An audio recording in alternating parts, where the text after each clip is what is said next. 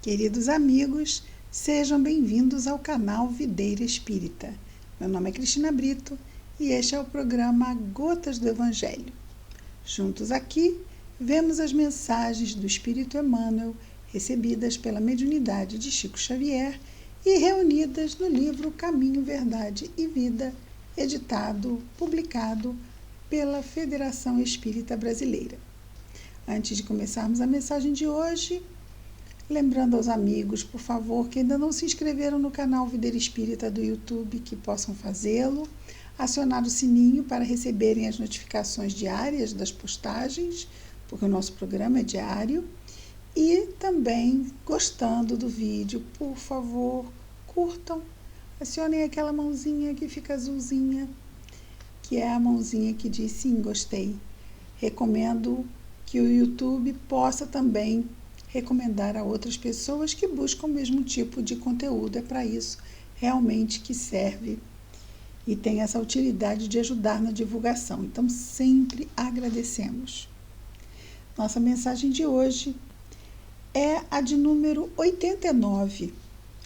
E o título é O Fracasso de Pedro. Aqui, Simão Pedro, o apóstolo de Jesus.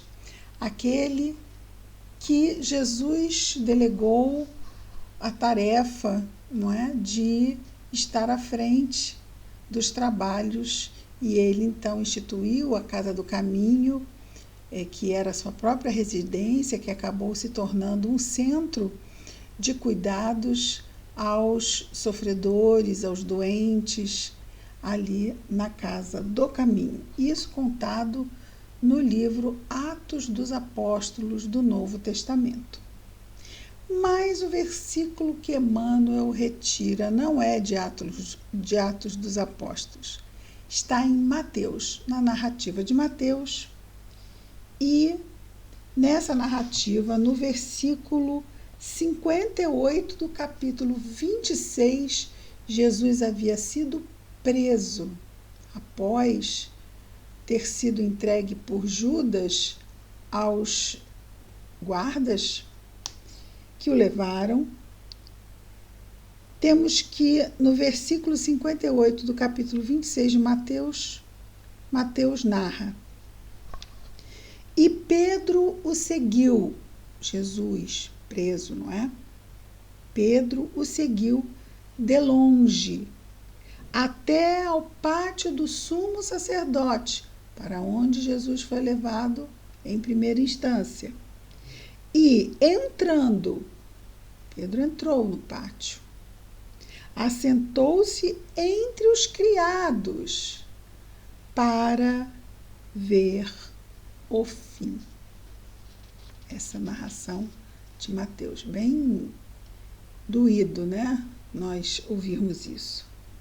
E Pedro seguiu de longe até o pátio do sumo sacerdote e, entrando, assentou-se entre os criados para ver o fim. Emmanuel vai comentar essa passagem que tem em Pedro o personagem principal. Nos diz: o fracasso, como qualquer êxito, tem suas causas positivas. A negação de Pedro sempre constitui assunto de palpitante interesse nas comunidades do cristianismo. Enquadrar-se-ia a queda moral do generoso amigo do mestre num plano de fatalidade, ou seja, ele não teve escolha, ele tinha que ter feito o que fez? Por que se negaria Simão Pedro a cooperar com o Senhor em minutos tão difíceis? Útil nesse particular é o exame da sua vigilância. Então, útil nesse particular é o exame da sua vigilância. Foi aí que o problema surgiu, quando ele vai falar lá que o fracasso, assim como o êxito, vai ter sua causa positiva, né, seja bem, podendo ser bem situado. Emmanuel vai nos colocar aqui a questão da invigilância.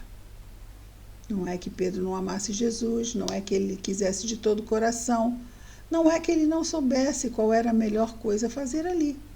Mas houve esta questão que Emmanuel muito bem destaca. Útil nesse particular é o exame de sua invigilância. O fracasso do amoroso pescador reside aí dentro, na desatenção para com as advertências recebidas. Que advertências?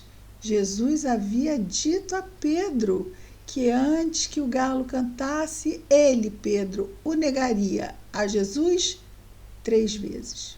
Sim, isto porque Pedro estava dizendo a Jesus que iria ao suplício com ele, que estaria com ele para qualquer coisa que viesse. E Jesus diz não. Para os espíritos puros, a linha do tempo, passado, presente e futuro, é diferente da nossa percepção. E não vem aqui ao caso entramos nisto. Fato é que Jesus tinha conhecimento do que tudo o que aconteceria e tudo o que acontece. Não é uma questão de fatalidade, é uma questão que nós não conseguimos sondar os recursos de espíritos superiores e puros ainda mais, como o caso do Mestre Jesus. E Emmanuel continua dizendo, não é? Ele fala da desatenção das advertências recebidas, e aí nós sabemos que foi um pouco antes, não é? Que Jesus o avisa que aquilo aconteceria. E o que acontece quando se sabe o futuro, não é? Para que a conhecimento do futuro, que às vezes acontece, não é? Os profetas predizem o futuro. Por que o futuro chega nessa questão da predição? Quer dizer, uma possibilidade do que pode vir a acontecer, para que não aconteça, não é? Para que não aconteça.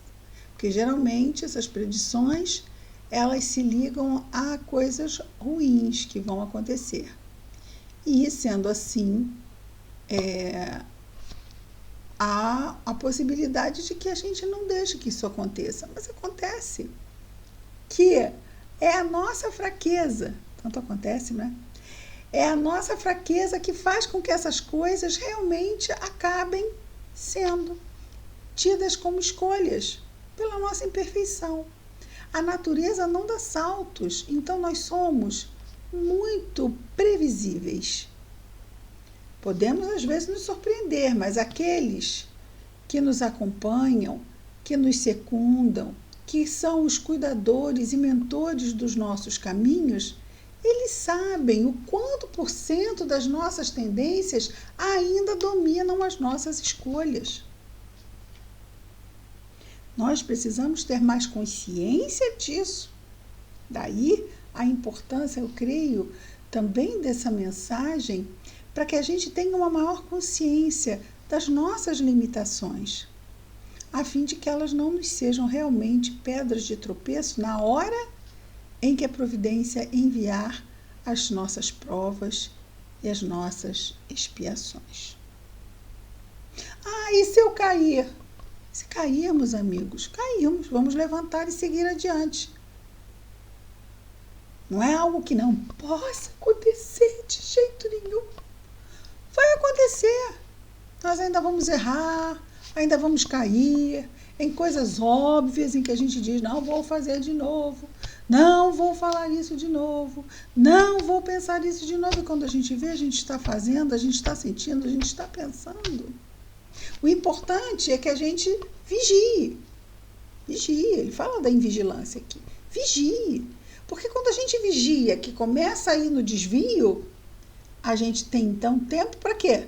Para rapidamente refazer a rota. Mas se estivermos lá mergulhados na invigilância, vamos nós lá, desvio fora. Nosso Emmanuel continua então.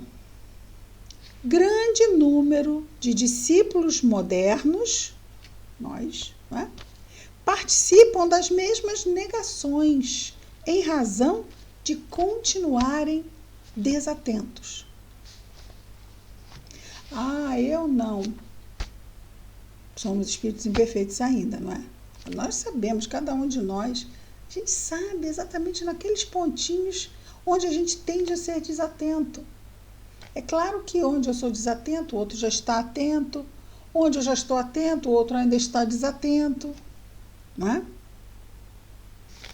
E ele continua. Informa o Evangelho que naquela hora de trabalhos supremos, Simão Pedro seguia o mestre de longe.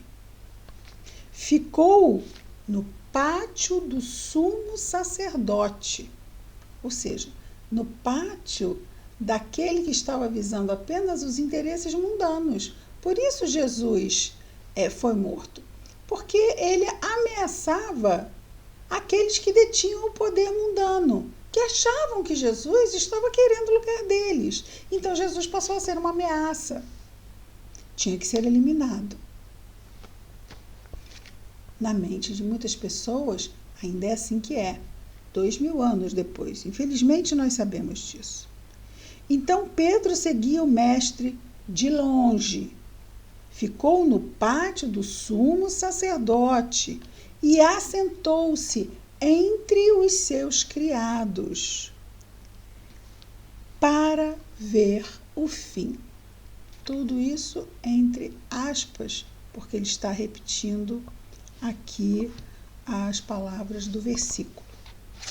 E caminha já então para a conclusão dizendo o seguinte: leitura cuidadosa do texto esclarece-nos o entendimento e reconhecemos que ainda hoje muitos amigos do Evangelho prosseguem caindo em suas aspirações e esperanças por acompanharem o Cristo à distância, receosos de perderem gratificações imediatistas. Quando chamados a testemunho importante, demoram-se nas vizinhanças da arena de lutas redentoras, as vizinhanças quer dizer, os arredores, não é? Não dentro da arena das lutas redentoras, mas ali, em volta. Entre os servos das convenções utilitaristas, ou seja, aqui materiais, assestando binóculos de exame, para poder ver bem lá o que acontece ao longe, a fim de observarem como será o fim dos serviços alheios, porque o que é visto de longe? Eu estou aqui, não estou lá. Lá é que é a arena dos testemunhos. Eu estou me salvaguardando, porque não, eu tenho que ficar aqui, não posso ir lá, não tenho tempo, tenho outros afazeres e vamos. Que tive que falar mesmo, tive que brigar mesmo, tive que fazer e acontecer mesmo, porque afinal eu sou assim. Isso também, estamos lá de longe. Então, muitas vezes, nós, aqui deste mundo ainda, vemos muito bem o que o outro deveria estar fazendo e não faz. Mas como nos mantemos de longe, vemos muito bem o outro, mas não nos vemos muito bem. Muitas vezes acontece. Não é sempre, mas graças a Deus. Mas nos momentos em que estamos caminhando seguros, não caímos. Sobre esses precisamos nos preocupar? Não. O que nos preocupa? Que sejam poucos. Mas os momentos de invigilância, por poucos que sejam, ainda podem nos comprometer muitíssimo na nossa jornada. Vamos pensar que basta pouquíssimo tempo de invigilância, minutinhos de invigilância, para um desespero pegar uma pessoa e, de repente, ela se atira de um lugar. No impulso. Uma encarnação comprometida por um impulso. E a gente vai pensar, isso acontece com quem não conhece a vida espiritual. Espírita não se suicida? Então, não são os momentos de vigilância que nos ameaçam. são exatamente, lembrando aqui Pedro, quanto ele lamentou ter agido do jeito que agiu. Depois, até o final da sua existência, foi aquele trabalho de se quitar com a sua própria consciência, pedindo inclusive para desencarnar na mesma forma que o Cristo crucificado, mas, quer dizer, ele foi condenado a morrer crucificado, mas rogou que fosse de cabeça para baixo, a fim, porque ele não tinha mérito de morrer como o Cristo morreu, não é? Como ele desencarnou. Então, são os momentos de invigilância que nos colocam em situações de vulnerabilidade. Daí a importância da vigilância. Mas vamos ter momentos de vigilância? Vamos, claro. Ainda estamos espíritos imperfeitos, mas podemos reduzir, não podemos? Podemos reduzir. Estou me lembrando aqui que muitas empresas, eu me lembro da barca da ponte da Baía de Guanabara, não é? A barca Rio-Niterói, e quando nós íamos lá pegar a barca, encontrávamos sempre lá tantos dias sem acidente de trabalho. Estamos tantos dias sem acidente. Então, o que nós precisamos evitar é ficarmos o maior tempo possível sem incidentes sobre a nossa invigilância. Quanto mais reduzirmos o índice da invigilância, melhor, já que nós sabemos que, como imperfeitos ainda, sim, ela ainda vai acontecer. Se não houvessem mais acidentes de trabalho, não é preciso ter aquela placa lá. Mas é porque ainda acontecem.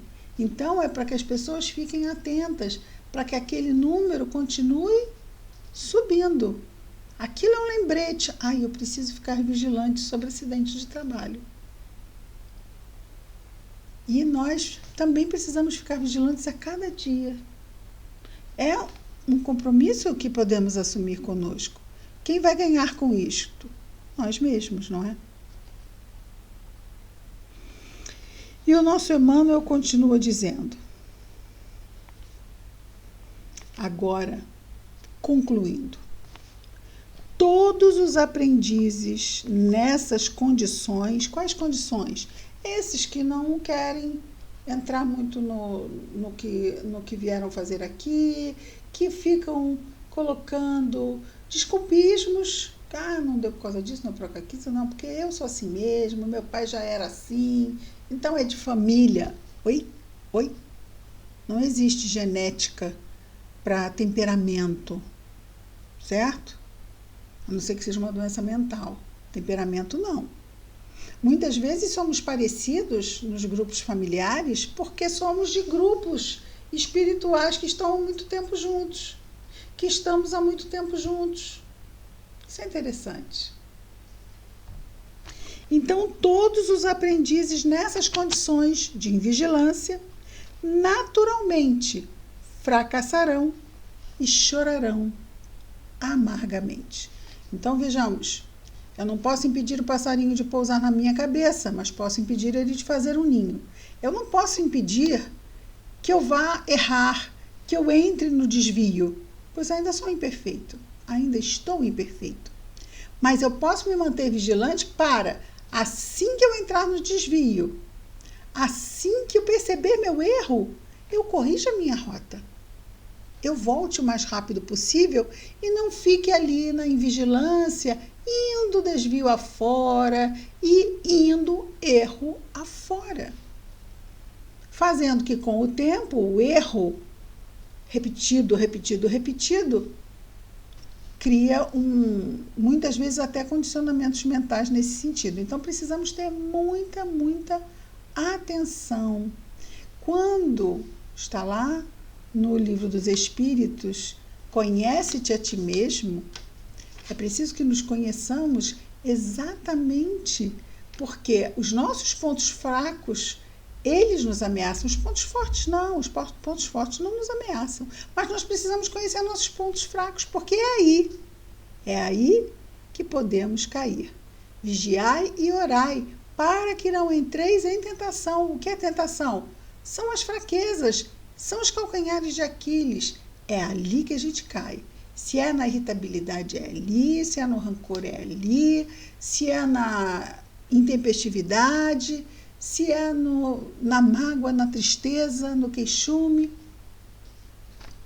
Então, precisamos conhecer e nos tratar para que esses padrões mudem por padrões melhores, que não nos coloquem tão vulneráveis. Uma excelente página de advertência. E a gente pode pensar assim, mas eu tenho me mantido muito vigilante, mas nós estamos encarnados ainda.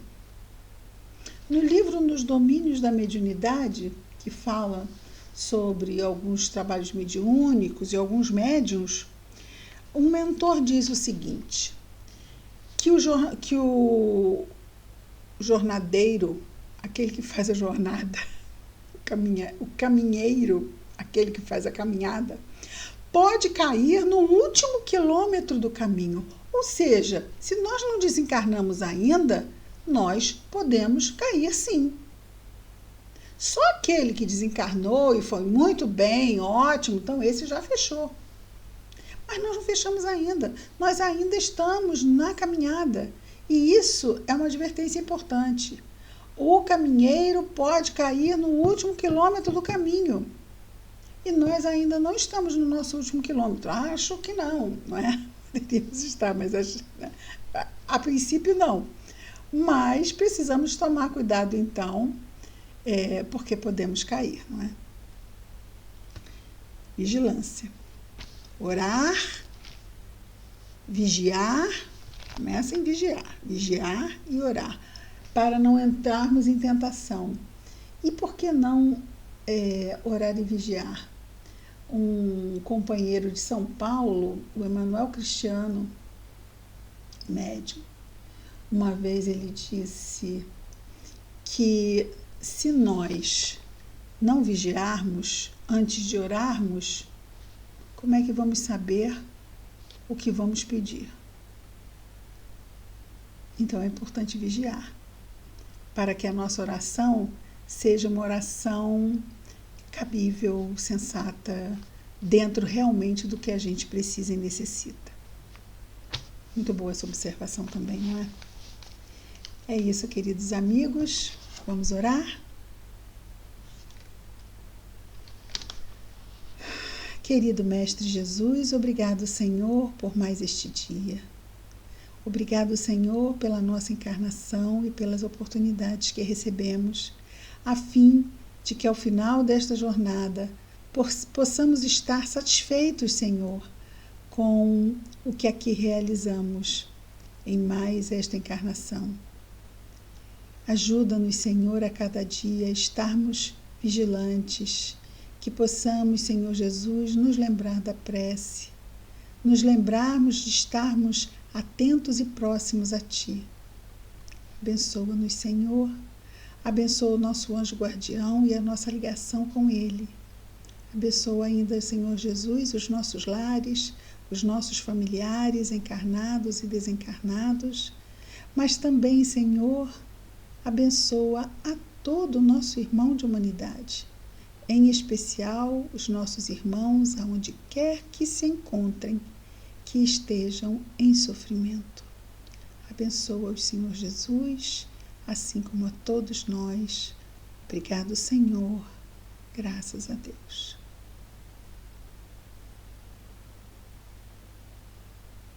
É isso, companheiros. Amanhã estaremos de volta com mais um programa Gotas do Evangelho.